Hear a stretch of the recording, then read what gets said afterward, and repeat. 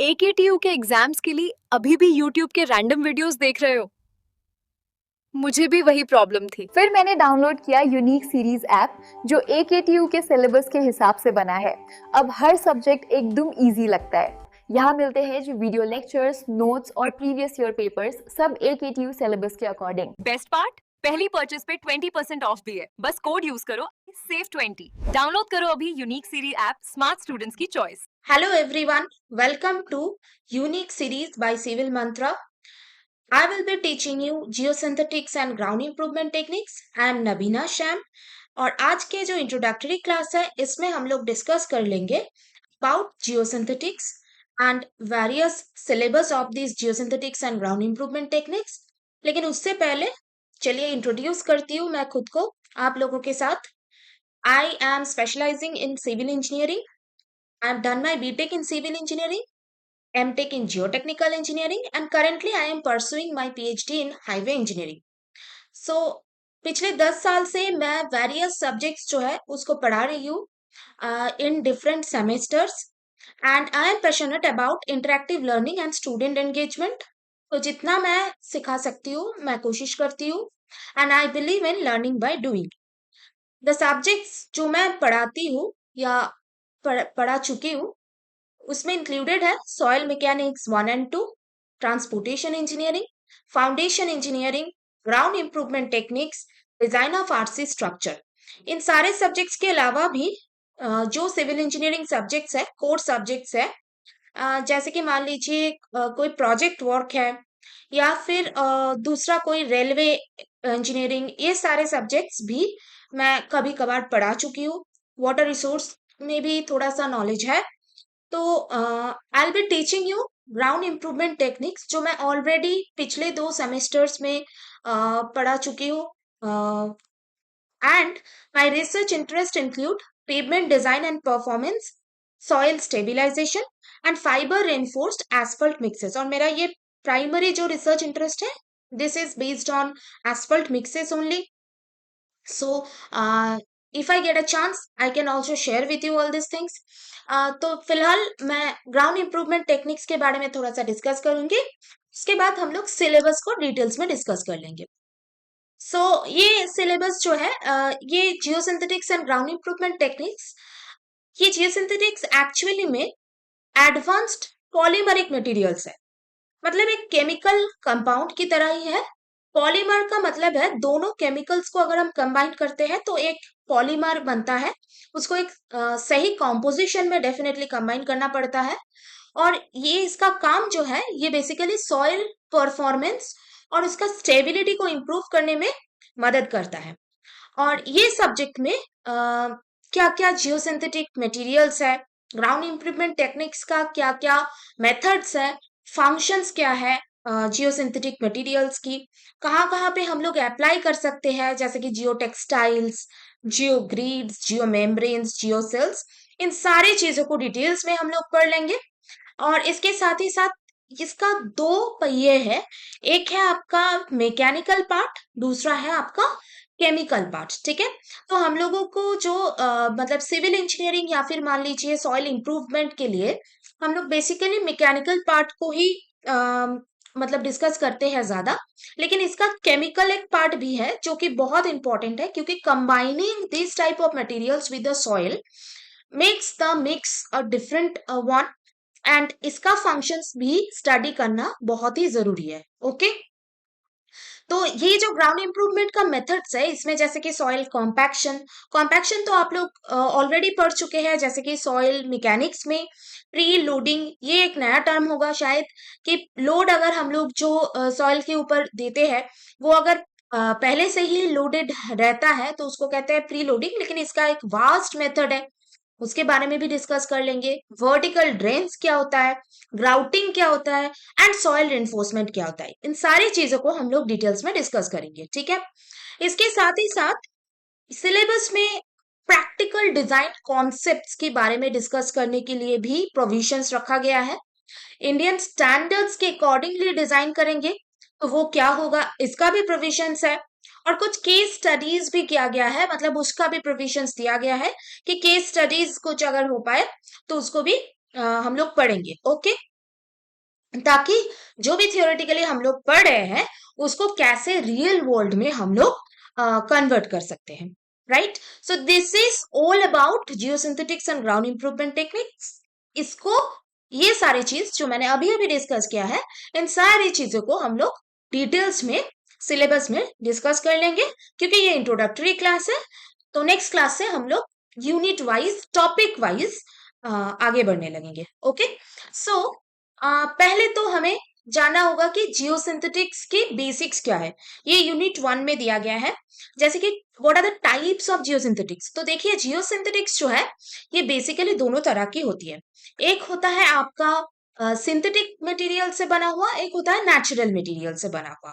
तो ये बेसिकली कुछ एक्सटर्नल मटेरियल्स है जो हम लोग मिट्टी में मिलाते हैं और उसके साथ हम वो जो मिट्टी है उसका स्ट्रेंथनिंग करते हैं। ये ही मेन फंक्शन है। ओके, लेकिन इसके अलावा भी बहुत सारे फंक्शंस ये परफॉर्म करता है जो कि हमारे लिए बहुत ही इम्पोर्टेंट है, हमारे लिए बहुत ही हेल्पफुल है। तो ये जो जियोसिंथेटिक्स है बेसिकली इसका बहुत सारा टाइप्स होता है। जैसे कि मान लीजिए जियो टेक्सटाइल्स होता है, जियो ग्रिड्स होता है, जियो मेम्ब्रेन्स होता है और जियो सेल्स भी होता है। तो इन सारी चीजों का सिंपल जो आइडेंटिफिकेशन है, मतलब आप लोग कहीं पे काम करने जाएंगे तो जियो टेक्सटाइल, जियो ग्रिड्स, जियो मेम्ब्रेन्स, जियो सेल्स, ये सब देख के आप लोगों को इसके साथ काम करना पड़ेगा। ये विजुअल जो आइडेंटिफिकेशन है ये आप लोगों को मालूम होना चाहिए। तो वही चीज ये यूनिट में डिस्कस किया जाएगा। नेक्स्ट जो है इसका बेसिक जो फंक्शंस है, जैसे कि separation, filtration, drainage, reinforcement, protection. तो जैसे कि मैंने कहा कि इसका जो है ये स्ट्रेंथनिंग का बेसिक फंक्शन है, लेकिन ये स्ट्रेंथनिंग मतलब जो है इसका स्ट्रेंथ को इंक्रीज करना, बढ़ाना। इससे अलावा भी ये सॉइल की दोनों जो लेयर्स होती है, मान लीजिए कोई दो डिफरेंट टाइप का सॉइल है, लेकिन उन दोनों में वाटर का कंटेंट हमें अलग अलग चाहिए, या फिर वहां पे जो वाटर कंटेंट है वो अलग रहना जरूरी है, तो उसमें separation is a very important function. अलग किया जाता है। सेपरेशन का मतलब तो मतलब हिंदी में जो मतलब होता है वही, अलग किया जाना वही होता है। फिल्ट्रेशन, कोई लेयर है जिसमें से पानी टपक रहा है तो वही पानी को फिल्टर करना, या उसी पानी को हम लोग फिल्टर करने के लिए कोशिश, मतलब ये filtration is not equivalent to the filtration in water supply, पर ये filtration is for the design of the soil part. Okay, इसके अलावा ड्रेनेज भी एक इंपॉर्टेंट फंक्शन है। तो ड्रेनेज आप सबको मालूम ही होगा। रेनफोर्समेंट, जो कि स्ट्रेंथनिंग की बात मैं कर रही थी, तो ये रेनफोर्समेंट का काम करता है। The same kind of function जो आरसीसी में स्टील परफॉर्म करता है, बिल्कुल उसी तरह का फंक्शन है रेनफोर्समेंट, लेकिन यहाँ पे और फाइनर है। मतलब जो रेनफोर्समेंट जैसे कि टेंशन प्रोवाइड करता है, यहाँ पे ये रेनफोर्समेंट टेंशन नहीं बल्कि ये स्ट्रेंथनिंग करता है। ठीक है, इसके अलावा सॉइल को प्रोटेक्ट करना ताकि वो स्टेबल रहे, वो फेल ना हो जाए। ठीक है, तो ये सारे फंक्शंस जो है ये जियोसिंथेटिक्स परफॉर्म करते हैं, तो इसके बारे में डिटेल्स में डिस्कस करेंगे। इसके बाद इसी यूनिट में आता है सिंपल टेस्टिंग का स्टैंडर्ड्स, जैसे कि आईएएस कोड्स। ठीक है, तो आईएएस कोड आपको मालूम है, इंडियन स्टैंडर्ड कोड्स। लेकिन कुछ कुछ चीजें जो है ये अभी तक हमारे देश में जो है अडॉप्ट नहीं किया गया है, तो इसके लिए कोई स्पेसिफिक कोड्स अभी तक नहीं बना है। उम्मीद करती हूँ आगे जाके बन जाएगा।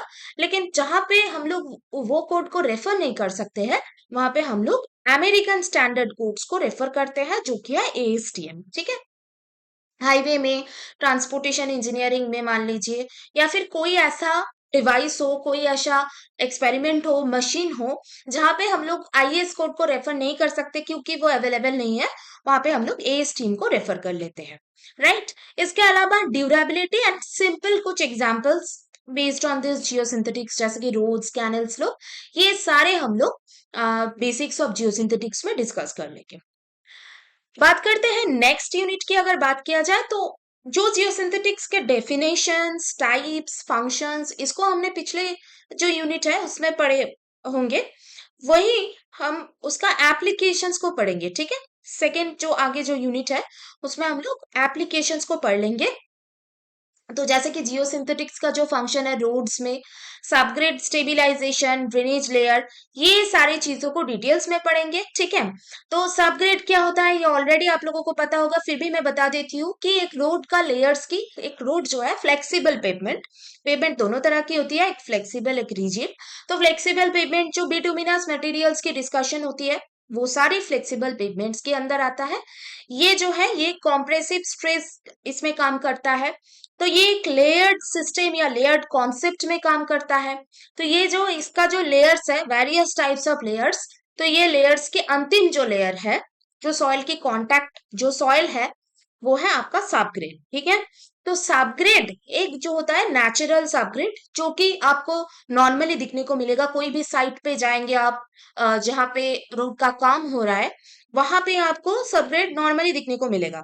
लेकिन अगर हम लोग कोई एक्सटर्नल जो केमिकल मटेरियल्स, सिंथेटिक मटेरियल्स या फिर कोई नेचुरल मटेरियल्स भी मान लीजिए, या फिर कोई हाइब्रिडाइज्ड मटेरियल्स, मतलब ये दोनों टाइप ऑफ केमिकल्स को कंबाइन करके हाइब्रिडाइजेशन करके उसका एक कॉम्पोजिट मटेरियल भी बना सकते हैं।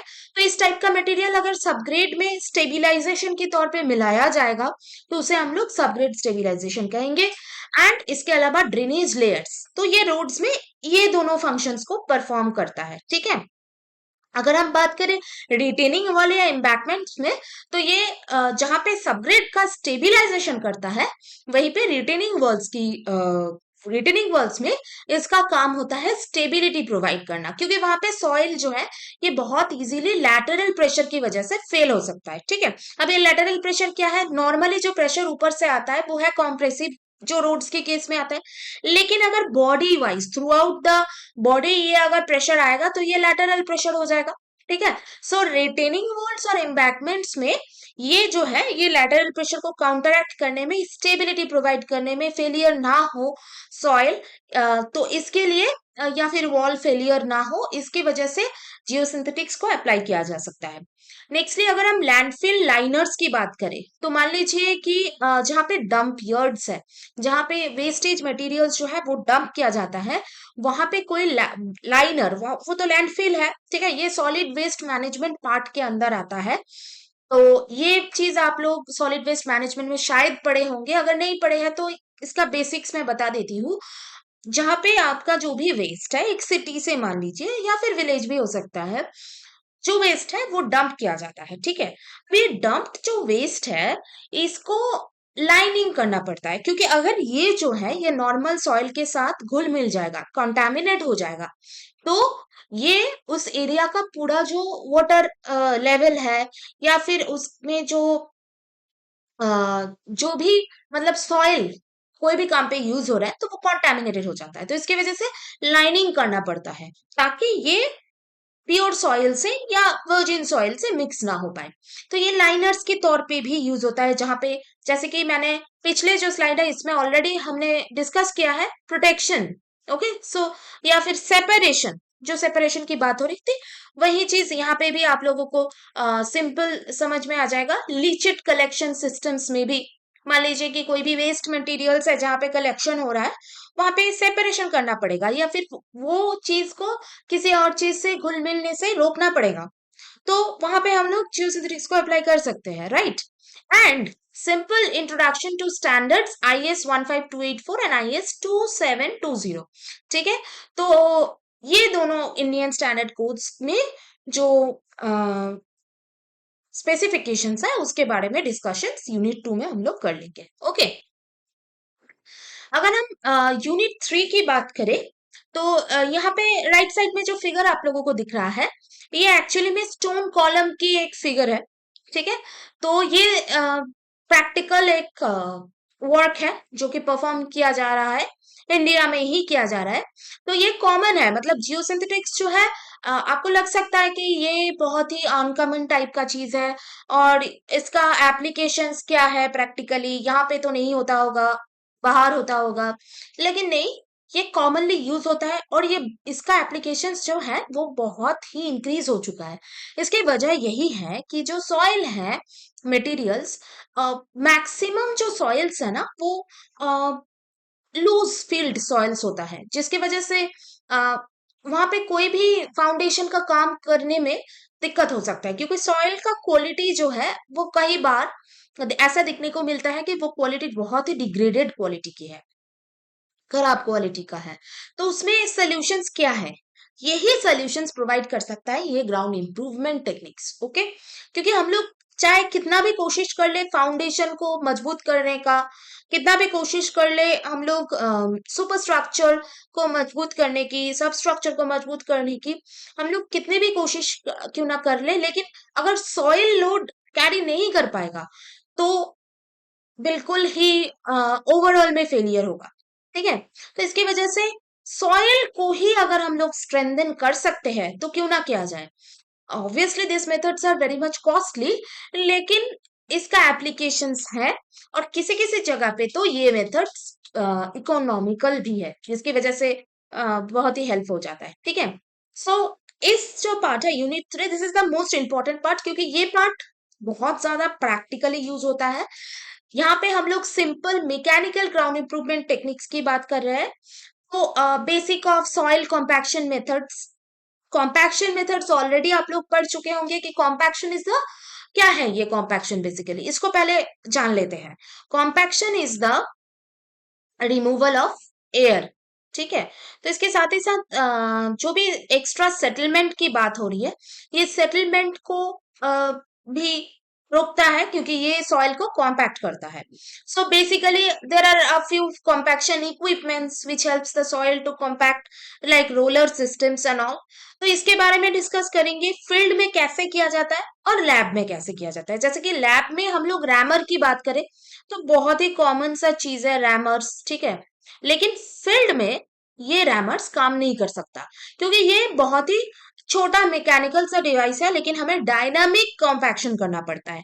ठीक है, स्टैटिक नहीं बल्कि डायनामिक, क्योंकि ये एक वास्ट एरिया पे स्प्रेड आउट रहता है। ओके, नाउ प्रीलोडिंग और सरचार्ज की अगर बात करें, सरचार्ज का मतलब होता है एक्स्ट्रा लोड। तो मान लीजिए कि कोई भी सॉइल का लेयर है, उसके ऊपर से कोई लोड आ रहा है, कोई लेयर्स आ रहा है जिसकी वजह से लोड आ रहा है, तो वो होता है सरचार्ज। ठीक है, और ये सरचार्ज जो है ये इसी को इसी का एक ऑल्टरनेटिव वे है प्रीलोडिंग। ठीक है, तो इनका सिंपल एक्सप्लेनेशन हम लोग डिस्कस करेंगे यूनिट 3 में। इसके अलावा रहता है वर्टिकल ड्रेन्स, जैसे कि सैंड ड्रेन्स। ठीक है, सैंड ड्रेन्स का मतलब है बहुत लंबा लंबा मिट्टी के अंदर बहुत लंबा लंबा ड्रेनेज पाइप्स को इंसर्ट किया जाता है, जहाँ पे सैंड को फिलअप किया जाता है। वहां से अगर जो पानी है वो अगर जाएगा उसके अंदर से, तो ये हो जाता है आपका सैंड ड्रेन्स। ठीक है, इतना आसान नहीं है, बहुत ही कॉम्प्लेक्स एक सिस्टम है, उसके बारे में डिटेल्स में डिस्कस कर लेंगे यूनिट 3 में। और prefabricated vertical sand drains, PVDs. ठीक है, तो प्री फैब्रिकेटेड का मतलब है पहले ही बना हुआ। ठीक है, फैब्रिकेटेड यानी कि पहले ही कास्टेड, प्री कास्टेड, उससे थोड़ा सा डेवलप्ड सिस्टम है ये प्री फैब्रिकेटेड वर्टिकल ड्रेन्स। तो वर्टिकल का मतलब है लंबा, लंबाई में। ठीक है, and also some simple field instrumentation like settlement plates, like piezometers, ये सब चीजें भी हम लोग यूनिट 3 में डिस्कस करेंगे। ओके, नेक्स्ट अगर हम बात करें रेनफोर्समेंट एंड ग्राउटिंग टेक्निक्स की, तो राइट साइड में जो फिगर आपको दिख रहा है ये भी एक स्टोन कॉलम का ही है, लेकिन ये एक ग्राफिकल रिप्रेजेंटेशन है। ठीक है, मतलब ये एक विजुअल रिप्रेजेंटेशन है, ये प्रैक्टिकल रिप्रेजेंटेशन नहीं है, जैसा कि पिछले स्लाइड में था। तो यहाँ पे रेनफोर्समेंट और ग्राउटिंग की अगर हम बात करें तो ग्राउटिंग हम लोग कंक्रीट में भी कर चुके हैं already, like spraying of liquid concrete to some portions where it is required, like under the water, जहाँ पे हम लोग फिजिकली कास्ट नहीं कर सकते हैं वहां पे ग्राउटिंग कर लेते हैं।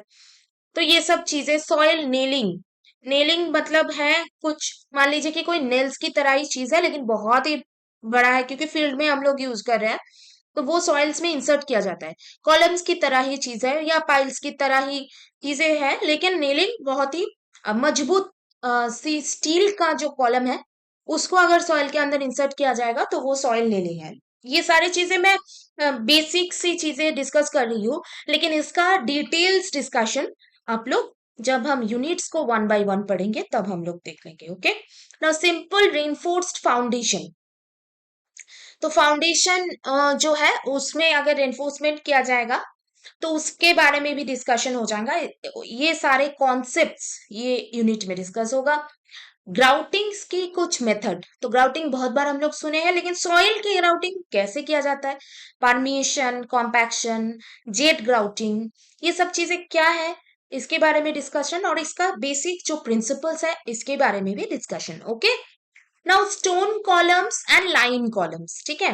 तो देखिए स्टोन कॉलम्स जो है बेसिकली स्टोन से बनता है, क्योंकि ये नाम से ही मालूम पड़ता है कि कॉलम स्टोन से बना होता है। एंड लाइन कॉलम्स, ठीक है, तो लाइन से भी बना हो सकता है कॉलम्स, जैसे कि राइट साइड में आप लोगों को दिख रहा है सॉइल की जो स्तर है उसमें इंसर्ट किया जा रहा है with the help of specialized machineries, so that is line columns. And there are various overview of ground anchors, ठीक है। तो एंकरेज क्या होता है, जीआरएस एंड आईबीएस, ये सारी चीजें भी हम लोग रेनफोर्समेंट एंड राउटिंग टेक्निक्स में डिस्कस करेंगे। And lastly is fifth unit, जहां पे हम लोग जो पहले हमने ऑलरेडी डिस्कस किया कि हम लोग कुछ प्रैक्टिकल फील्ड एप्लीकेशंस, क्योंकि अगर ये मालूम नहीं पड़ेगा तो आप लोगों को इस सब्जेक्ट पढ़ने में इंटरेस्ट नहीं होगा, ठीक है। तो ये सारी चीजें आप लोगों को इम्पोर्टेंट है। प्रैक्टिकल जो एप्लीकेशंस है उसको समझना इम्पोर्टेंट है। आप लोग आगे जाके जहाँ पे भी प्रैक्टिकली काम करेंगे वहीं पे ये सारी चीजों का एप्लीकेशंस हो सकता है कि आप लोगों को करना पड़े, सुपरवाइज करना पड़े सारे एप्लीकेशंस को, तो उस टाइम पे ये वाला यूनिट बहुत काम आएगा, जहाँ पे हम लोग केस स्टडीज और डिजाइन कंसिडरेशंस को डिटेल्स में पढ़ेंगे। ओके, तो यहाँ पे है simple design of reinforce slopes walls. Words में आपका कुछ चार्ट्स है और कोड से डिटेल्स में रेफर करके पढ़ेंगे, ठीक है, क्योंकि अगर आपको कोड्स मालूम ना होगा तो आप कोई भी डिजाइन को सक्सेसफुली जो है आप लोग इंटरप्रेट नहीं कर पाएंगे या फिर उसको प्रैक्टिकली उसमें काम नहीं कर पाएंगे। ओके, सो कोई भी रेफरेंस लेना होगा तो हम लोग आईएएस कोड को ही रेफर करेंगे, और जहां पे आईएएस कोड अवेलेबल नहीं होगा वहां पे ई स्ट्रीम कोड को रेफर करेंगे। ओके, कुछ रोड प्रोजेक्ट्स, प्रैक्टिकल जो केसेस है उसमें कुछ रोड प्रोजेक्ट्स को डिस्कस कर लेंगे, ठीक है, ताकि आप लोगों को हेल्प हो जाए, आप लोगों को मालूम भी पड़ जाएगा कि कहाँ पे काम हो रहा है या फिर कहाँ पे काम हो चुका है ऑलरेडी, क्योंकि ये आज की बात नहीं है, बहुत दिनों से ये मेथड्स जो है चालू है ग्राउंड इंप्रूवमेंट टेक्निक्स की। इसके बाद कुछ एम्बैकमेंट्स की डिटेल्स पढ़ेंगे, कोई लैंडफिल्स के अगर एग्जांपल्स होगा तो वो भी मैं आप लोगों के साथ डिस्कस कर लूंगी। अपार्ट फ्रॉम दिस कुछ स्मार्ट जियोसिंथेटिक्स, तो सारी चीजें स्मार्ट हो रही है तो क्वाइट ऑब्वियस है कि जियोसिंथेटिक्स भी स्मार्ट होगी। तो यहाँ पे कुछ कॉन्सेप्ट्स डेवलप करने के लिए आप लोगों को ये डिस्कस करना पड़ेगा, ये पढ़ना पड़ेगा। And use of monitoring and instrumentation in simple projects, तो ये भी हम लोग डिस्कस कर लेंगे कि मॉनिटरिंग कैसे किया जाता है और कौन सी इंस्ट्रूमेंट्स यूज होता है, कैसे यूज होता है, फंक्शंस क्या है, एप्लीकेशंस क्या है, कहाँ कहाँ पे यूज हुआ है प्रैक्टिकली, ये सारे चीजों को हम लोग यूनिट 5 में डिस्कस करेंगे। ओके, अगर बात किया जाए कि ओवरऑल जियोसिंथेटिक्स या ग्राउंड इंप्रूवमेंट टेक्निक से हम लोगों को सीखने के लिए क्या मिलेगा, तो ये एक वास्ट चीजें हैं, ये सब्जेक्ट पढ़ के आप लोगों को नॉलेज बहुत ज्यादा गेन होगा। एंड ये जो है सिर्फ और सिर्फ प्रैक्टिकली अप्लाई करने के लिए नहीं है, बल्कि आपका रिसर्च एरिया भी हो सकता है। जैसे कि मेरी मास्टर डिग्री में जो पार्ट थी वो एक्चुअली में ग्राउंड इंप्रूवमेंट टेक्निक की ही पार्ट थी। मेरी जो प्रोजेक्ट थी मैं आप लोगों के साथ थोड़ा डिस्कस कर लेती हूँ। मेरी जो प्रोजेक्ट थी वो बेसिकली कुछ केमिकल्स की मदद से सॉइल की स्टेबिलाईजेशन थी, तो ये भी एक तरह की ग्राउंड इंप्रूवमेंट टेक्निक ही थी। तो मैंने प्रैक्टिकली कहीं से जो भी केमिकल्स था, मैं डिटेल्स में नहीं डिस्कस कर सकती क्योंकि ये कॉन्फिडेंशियल इंफॉर्मेशन है, तो कहीं कहीं से मैंने अपने मास्टर्स थीसिस को कंप्लीट करने के लिए केमिकल्स जो है वेरियस प्लांट से, वेरियस जगह से मैंने उसको कलेक्ट किया था, ठीक है, उसके साथ सॉइल में मिक्सिंग कर रही थी, कुछ परसेंटेजेस में, कुछ डिटेल्स में, ये सारी चीजें मैंने मिक्सिंग की थी, और उसका डिटेल्ड स्टडीज कुछ एक्सपेरिमेंटल रन की थी मैंने। Completely field setup, lab setup था, लेकिन इसका फील्ड एप्लीकेशंस के बारे में भी मैंने डिस्कस की थी अपनी थीसिस में। तो ये चीज मैंने ऑलरेडी जो है मेरी मास्टर डिग्री में कर चुकी हूँ। तो आप लोगों के लिए भी ये एक बड़ा अपॉर्चुनिटी है कि अगर ये सब्जेक्ट आपको पसंद आती है या फिर इस सब्जेक्ट के बारे में आगे जाके आप लोग पढ़ना चाहते हैं, इसके बारे में रिसर्च करना चाहते हैं अपने मास्टर्स डिग्री में या फिर अपने रिसर्च एरियाज में इनकॉर्पोरेट करना चाहते हैं, तो इसके लिए बहुत सारे ओपनिंग्स जो है, सोर्सेस है, तो आप लोग इसको कंटिन्यू कर सकते हैं, ठीक है। एंड प्रैक्टिकल एप्लीकेशंस तो डेफिनेटली है, लेकिन इसका रिसर्च एप्लीकेशंस भी बहुत ज्यादा है। और सिर्फ हमारे देश में ही नहीं, बाहर में भी बहुत ओपनिंग्स है जहाँ पे ग्राउंड इम्प्रूवमेंट टेक्निक्स या फिर जियोसिंथेटिक्स में बहुत ज्यादा काम हो रहा है, ठीक है।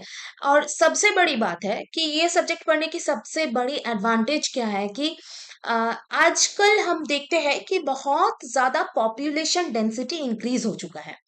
बेसिकली ये पॉपुलेशन डेंसिटी इंक्रीज होने की वजह से कंस्ट्रक्शंस जो स्ट्रक्चर है या फिर कोई भी स्ट्रक्चर मान लीजिए जो भी है, इसका जो डेंसिटी है ये भी इंक्रीज हो चुका है। तो मान लीजिए एक ही जगह पे बहुत सारा काम ऑल्टरनेटिवली हो रहा है या space is very limited, we can say that.